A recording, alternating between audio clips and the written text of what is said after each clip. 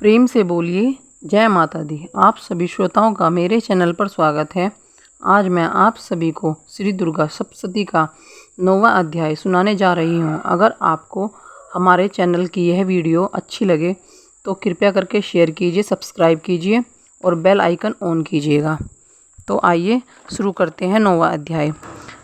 राजा ने कहा, हे भगवान, आपने रक्त बीज के वध से संबंध रखने वाला देवी का चरित्र मुझसे कहा। रक्त बीज की मृत्यु के उपरांत क्रोधित शुंभ और निशुंभ ने क्या किया और यह सुनना चाहता हूँ। ऋषि बोले, हे नृप, रक्त बीज की सेना सहित मरने पर शुंभ और निशुंभ बहुत क्रोधित हुए।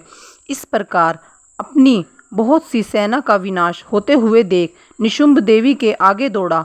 उसके साथ असुरों की प्रधान सेना थी और उसके साथ आगे पीछे तथा पार्श्व भाग में बड़े बड़े असुर थे जो क्रोध से होठ चबाते हुए देवी को मारने आए। वह महावीर्य शुंभ भी अपनी सेना सहित बड़े क्रोध से चंडिका देवी को मारने आया। तदनंतर देवी के साथ शुंभ और निशुंभ का भयंकर संग्राम हुआ और उन असुरों ने मेघ की वर्षा के समान बाणों की वर्षा की। उनके द्वारा छोड़े गए बाणों की चंडिका ने अपने बाणों से काट दिया और अपने शस्त्रों की वर्षा कर उन असुरों को घायल कर दिया। निशुंभ के तीक्ष्ण खड़क तथा चमकती ढाल से देवी के सिंह के मस्तक पर प्रहार किया। देवी ने अपने वाहन को पीटता देख शूरपुर नामक तीक्ष्ण बाणों से शुंभ की तलवार तथा अष्टचंद्र की ढाल को काट दिया। ढाल तलवार कटते ही निशुंभ ने शक्ति चलाई तो देवी ने अपने चक्र से काटकर इसके 2 टुकड़े कर दिए। तदनंतर निशुंभ ने क्रोधित होकर देवी को मारने के लिए शूल को फेंका, परंतु देवी ने मुक्के से उसे चूर्ण कर दिया। फिर उसने गदा घुमाकर चंडिका पर फेंका, परंतु देवी ने उस गदा को त्रिशूल से भस्म कर दिया।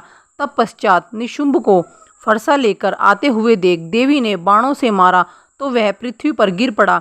उस महान बलशाली निशुंभ को पृथ्वी पर गिरा देखकर शुंभ अत्यंत क्रोधित होकर अंबिका को मारने दौड़ा। वह उत्तम अस्त्र शस्त्रों से सुसज्जित बड़ी बड़ी 8 भुजाओं से समस्त आकाश को ढके हुए रथ पर बैठा हुआ था।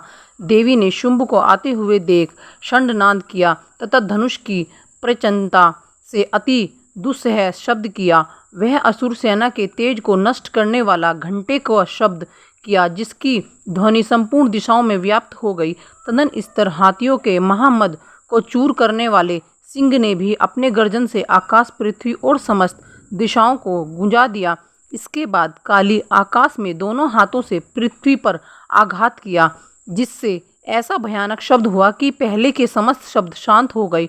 फिर शिवदूती असुरों के लिए अमंडलजनक अट्टहास किया, जिसके सुनते ही संपूर्ण असुर धुरा उठे तथा शुंभ को बड़ा क्रोध हुआ। उस समय अंबिका ने कहा, हे दुरात्मा, खड़ा रह। तभी आकाश में स्थित देवगण जय जयकार करने लगे।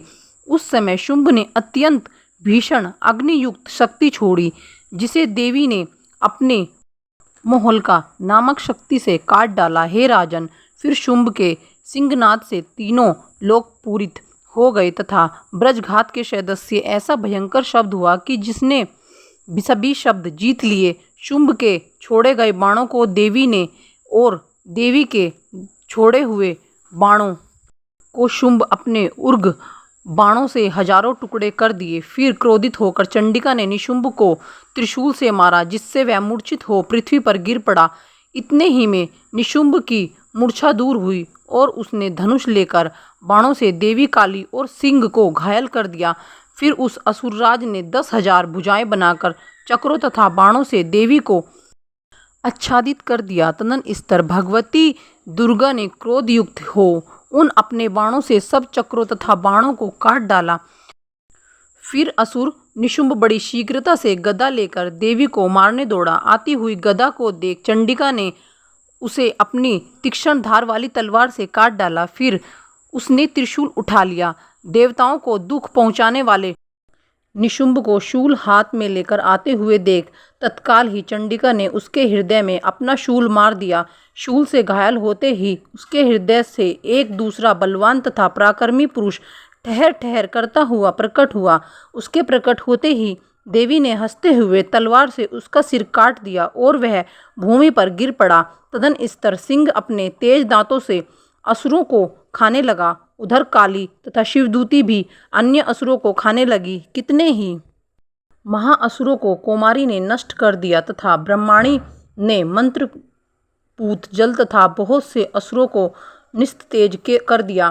कितने ही असुरों को महेश्वरी ने त्रिशूल से धराशाही कर दिया तथा वैराही ने अपने तुंड प्रहार से कितने असुरों को चूर चूर कर दिया। वैष्णवी ने चक्र से असुरों के खंड खंड कर दिए। ऐन्द्री ने व्रज से बहुतों को मार गिराया। कुछ असुर तो मारे गए, कुछ संग्राम के भय से ही मर गए तथा कुछ काली सिंह तथा शिवदूती के ग्रास बन गए। प्रेम से बोलिए जय माता दी। आज हमारा 9वां अध्याय संपन्न हुआ।